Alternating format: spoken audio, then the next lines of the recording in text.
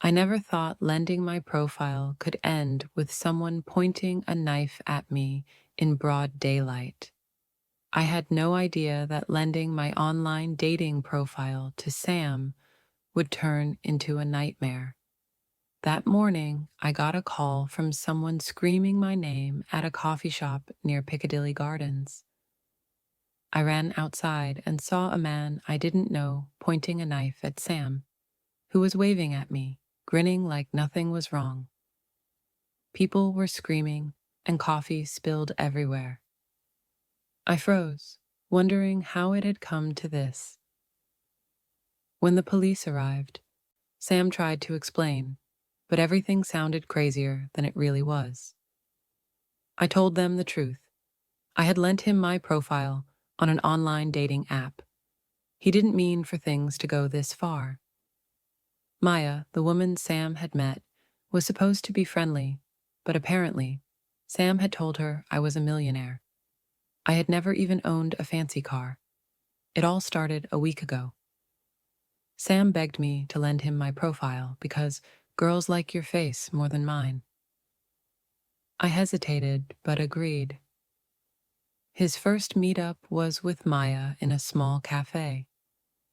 I had no idea he lied about my job, my hobbies, even my apartment. By the time he texted me a photo from the date, I almost didn't recognize myself.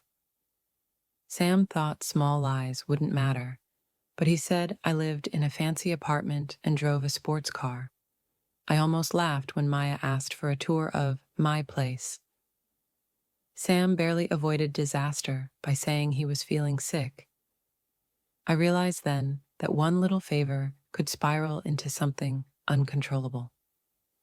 Sam's next date was with Zara, a mysterious girl from Birmingham. He used my profile again and told her I was moving to Manchester for work. She seemed overly curious about my life and asked endless questions about my routines.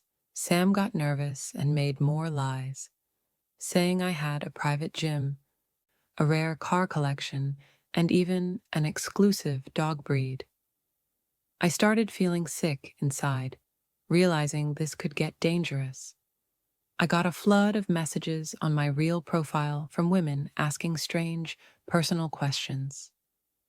At first, I thought it was a glitch, but then I recognized Sam's handwriting in the texts. I tried to warn one girl that she was talking to the wrong person, but she didn't believe me. Some messages were friendly, others suspicious. I realized Sam's little fun favor had now started affecting my reputation. Maya finally wanted to meet me in person again. Sam asked if I could go instead, but I hesitated. When I showed up at the cafe, Maya recognized me instantly. She looked confused and a little hurt. I stammered, trying to explain that it wasn't me who had been messaging her. Sam showed up halfway through, and the tension exploded. Maya walked out, saying she never wanted to see either of us again. Zara didn't take rejection well. She started texting me directly, saying she wanted to meet me for real. I explained I wasn't the person in the profile, but she didn't believe me. Her messages became frantic, even threatening. I realized that Sam's lies had put me in real danger. Every notification made me jump. Sam tried to fix things by apologizing online, but Zara's obsession only grew. She started showing up near my apartment building, claiming she wanted to understand me. I had to call the police, and Detective Collins got involved. Sam shrugged, saying he didn't expect anyone to take it this far. I realized then that his idea of a fun prank was now a full-blown crisis. One afternoon, Sam decided to meet Zara alone, against all advice. He called me in a panic. She had become violent and was waving a knife. I ran to the scene, heart pounding, just in time to see the police restraining her. Sam looked foolish, but scared out of his mind. I realized that lending my identity wasn't just risky, it was dangerous. Detective Collins called me in to give a statement. Sam tried to explain everything, but the lies sounded unbelievable. I had to clarify every detail: the dates, the texts, and Sam pretending to be me. Detective Collins didn't look impressed, but I could tell he understood that this situation had spun out of control. Sam didn't seem to learn. He signed up for another dating app using my profile and started chatting with someone new. I caught him texting late at night, grinning like he had a secret. I shouted at him, demanding he stop, but he laughed and said it was harmless fun.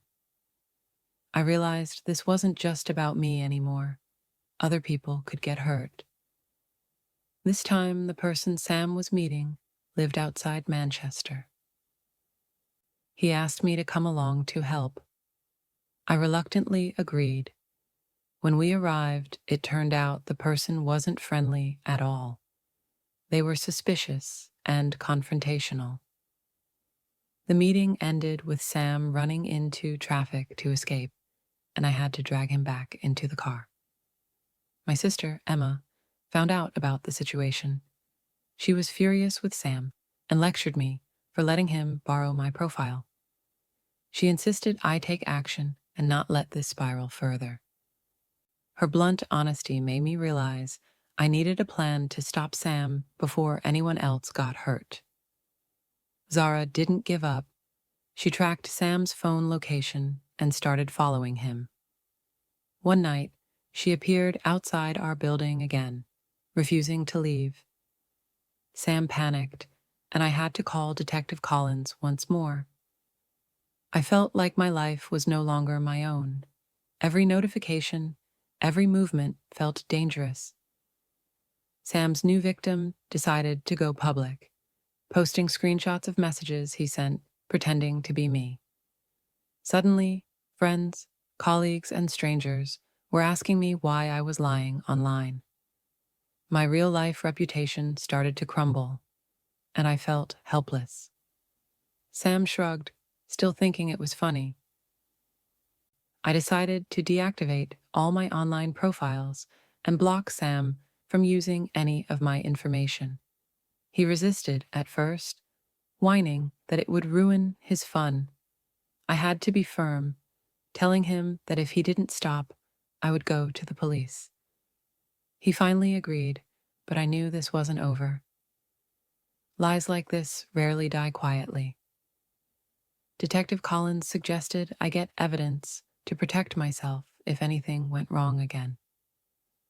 Emma helped me record messages and screenshots, creating a digital log. It felt strange having my sister involved in my dating life, but I knew she was right. This was serious. One evening, Zara appeared at Sam's apartment uninvited. She was angry, demanding answers. Sam panicked, hiding behind me, and I realized this could turn violent. I called the police again, but she left a note warning that she would come back. Fear started creeping into every corner of my life. I decided it was time for a serious confrontation with Sam. I told him he couldn't borrow my identity again, ever. I explained that what he saw as harmless fun was now dangerous, affecting multiple lives. Sam finally seemed to understand the seriousness, but I wasn't sure I could trust him entirely. Detective Collins warned me that Zara's obsession could escalate. He suggested we stay alert and avoid unnecessary contact with her. Sam looked uneasy for the first time, realizing that this wasn't just a joke anymore. I knew I had to take the warning seriously. Zara had already crossed too many lines.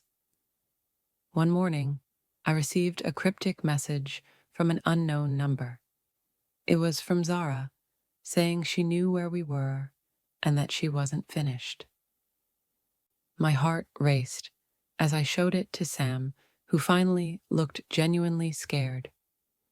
We realized we had to act fast before things got out of control. Detective Collins advised arranging a controlled meetup with Zara at the police station to prevent danger. Sam reluctantly agreed, and I felt a mix of fear and relief. It was strange to think we had to involve the police just to handle a dating profile problem, but this was beyond ordinary. Zara arrived at the police station, visibly agitated. She demanded answers, but Detective Collins kept everything calm and controlled. Sam stayed in the background, looking small and embarrassed. I realized how reckless we had been and how close things had come to turning violent. Zara finally admitted that she had been misled by Sam and apologized, though her tone suggested obsession was still there. The police reminded her of the consequences of harassment and warned her to stay away. I felt a huge weight lift off my chest.